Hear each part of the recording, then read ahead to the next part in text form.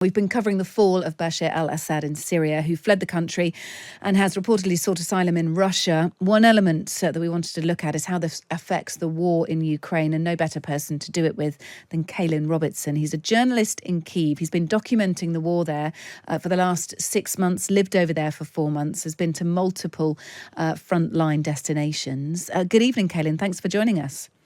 Good evening. Thank you so much for having me. Let's just focus on Syria first of all, and the impact of this change in regime potentially in Syria, and how Russia and what's happening where you are in Kyiv, how all that pulls into the story.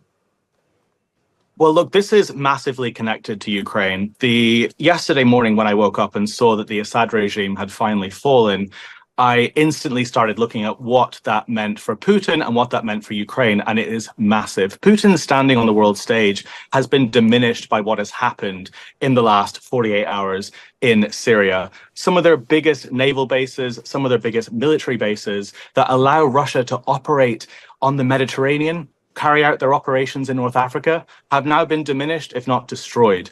That makes Putin look weak, and that makes Putin pretty unstable on the world stage. There are military bases and naval bases that are probably going to be taken in the next few days as well that are Russian in Syria. And this was Putin's crown jewel in the Middle East. This was his military stronghold. He has pumped hundreds of billions of dollars into the Assad regime for the last number of decades. And that regime has just fallen, and Assad has just fled to Moscow. And that looks terrible for Putin, which is quite good if you're a supporter of Ukraine. If you live in this country, I woke up yesterday morning, Sunday morning, I could hear church bells ringing, and I made a video talking about how it's actually quite cathartic seeing this, because this was something that Putin had as a stronghold for a long time. And he likes to put out this very strongman image of himself across the world. A lot of people get scared whenever he puts out these, I would say, fake nuclear threats. And this is a huge blow to his image.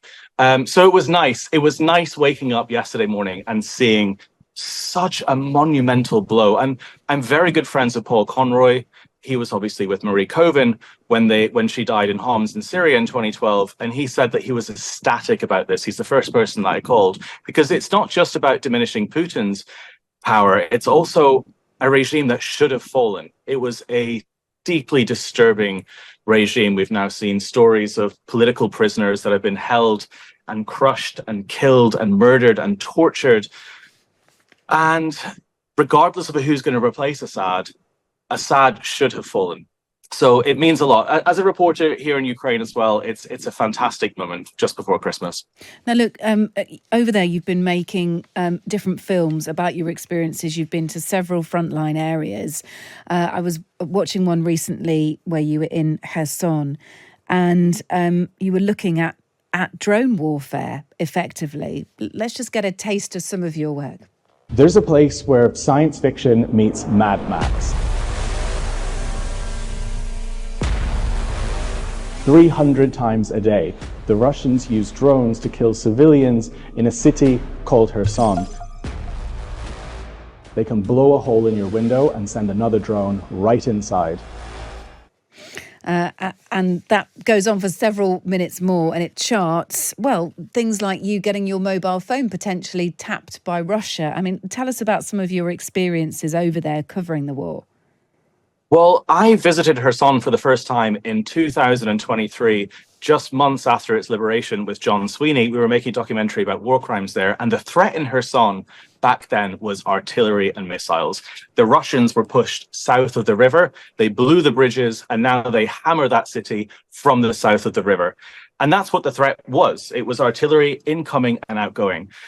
I got on a bus about 2 months ago to Kherson to film an update on what was going on there. My close friend Zarina Zabriskie was filming there, saying, Caolan, there are incredible amounts of drone attacks happening right now against innocent civilians, up to 300 a day. And it was almost too shocking to believe. The second I got off that bus, I realized how much things had changed in the last year. Artillery had been diminished, and the new threat was drone warfare, and I was completely unprepared for it. So I started walking through the streets of Kherson. I was on the phone to my mom. I was on the phone to friends. I was filming things, and suddenly a drone started hovering right above me with a grenade attached to it that was trying to drop that grenade and kill me. I had to hide between the tree covers. I had to basically rely on Mother Nature to protect me.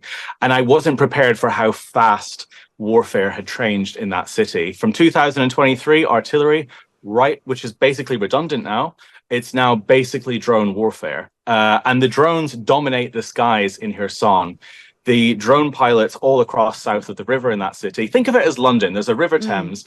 The Russians get pushed south of it, and then they basically become FPV pilots, and they drop drones on random civilians and buses there every single day. It was unbelievable. I have never seen anything like it. I've never been so terrified in my life. And there's a certain feeling about seeing a drone right above you, knowing that someone with remote control is looking at you, ready to hit that button, and you can't see them back. And it's a terrifying look into the future of warfare, into the future of what battlefields are going to look like. Yeah. And Kherson was ground zero. And this is what is now being used all across the Eastern Front in this country. After that happened, after I was specifically targeted by drones, I became obsessed with how they work and where the future is with this. So there was I basically traveled 2,000 kilometers across the front line from Pokrovsk all the way into Suja in Russia 2 weeks ago, embedding myself with drone units to find out how they're built, how they work, and how they crash.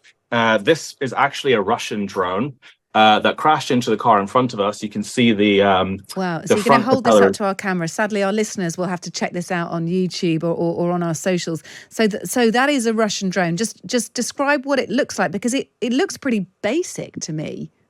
Well, these things are basic. This is why they're so effective, because you don't need massive artillery anymore. You don't need tanks. You don't need huge munitions. You need a $300 piece of aluminum like this that can specifically target anyone you want within 20 kilometers. This, if you're listening right now, is a drone I'm holding that was made in Russia that crashed in front of our car 2 weeks ago with a bent front propeller.